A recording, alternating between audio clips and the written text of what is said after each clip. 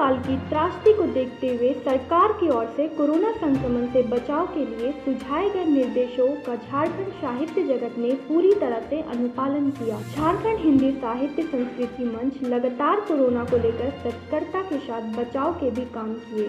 झारखंड हिंदी साहित्य संस्कृति मंच के अध्यक्ष कामेश्वर प्रसाद श्रीवास्तव निरंकुश की 3 पुस्तकें कफस में जिंदगी, सन्नाटे की चीख और जिंदगी @ लॉकडाउन जनता के बीच आ रही है। इन तीनों पुस्तकों का प्रकाशन नव जागरण प्रकाशन नई दिल्ली की ओर से किया गया है। इसका लोकार्पण रांची में 17 जनवरी दिन रविवार को किया जाएगा। लोकार्पण रांची के बोडिया रोड में शाइन इनक्लेव के हॉल में आयोजित होगा।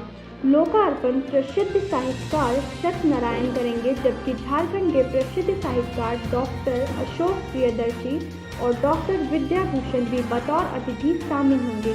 इन तीनों पुस्तकों में कोरोना काल के दौरान लॉकडाउन में बीती हुई परिस्थितियों का जिक्र लेखक कामेश्वर प्रसाद निरंकुश और उनके सहयोगियों ने किया है।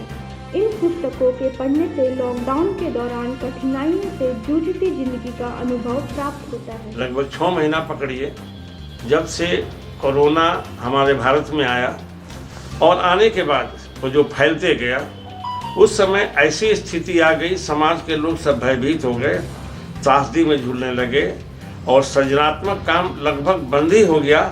सब चिंता में थे कि आगे क्या होगा। उस स्थिति में मेरे दिमाग में एक बात आई कि भगवान अगर लिखने की शक्ति दिए हैं, अगर सृजन करते हैं तो कम से कम सृजनात्मक काम में लगे रहें। और मैंने इसका एक प्रयोग स्वरूप पूरे भारत के चुने हुए लोगों के लिए मैं बोला कि एक साझा संकलन निकाली जाए। इस साझा संकलन में हमारे राजस्थान से भी सुभदा पांडे जी बिल्कुल तैयार हुई। फिर उसके बाद बेंगलोर में कर्नाटक देखा, वहाँ के श्री दादा रास जी वे जो है सो तैयार हो गए। और धीरे धीरे करते हुए जब आगे गए तो आगे में और भी अन्य राज्यों के लोग, थोड़ा सा अन्य राज्यों के लोग भी तैयार हो गए। और ऐसी स्थिति हुई कि इसमें मैं बोला कि इनके साथ साथ कुछ स्थानीय लोगों को भी जोड़ा जाए।